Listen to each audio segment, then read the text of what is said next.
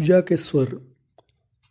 सूरज उगने से पहले ही वो अपने अंधेरे कमरे की खिड़की पर आकर बैठ जाती। जब शंख, घंटा और आरती के स्वर कानों में पड़ते तब वो नित्य कर्म के लिए उठकर घर के आंगन में बने गुसलखाने में जाती। तब तक सूरज भी अपनी रोशनी से संसार में छाए अंधेरे को मिटाने में लग जाता। वो घोष दादा की पीसी माँ थीं। अपनी उनकी कोई आस औलाद हुई नहीं थी। जीवन के 32वें बसंत में वैधव्य ने रंगों में पतझड़ उकेर दिया था। वह पूरा पाढ़ा गांव उनकी ही जायदाद थी, जिसकी देखरेख के लिए सगी बहन का बेटा अपनी पीसी की माँ के साथ रहने लगा।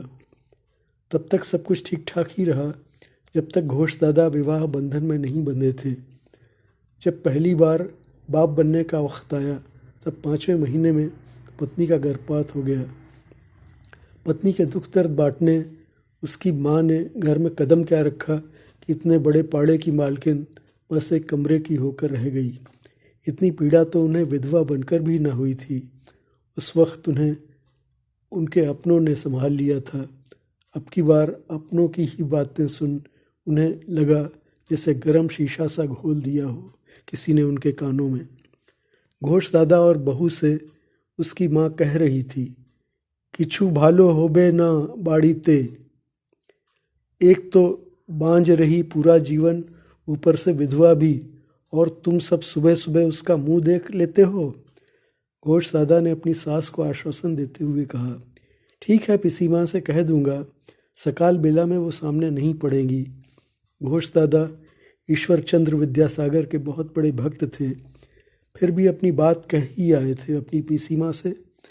बाज होने के जिस दर्द को वो बहुत पहले भूल चुकी थीं, घोष दादा की बहू को उसी बांझ होने से बचाने के लिए उन्होंने खुद का चेहरा सबसे छिपा लिया था। रोज़ उगते सूरज से संसार को ज्ञान का प्रकाश देने की दुआ वो तब तक करती जब तक कि घर में पूजा के स्वर अपनी मधुर स्वर लहरी न बिखार देते।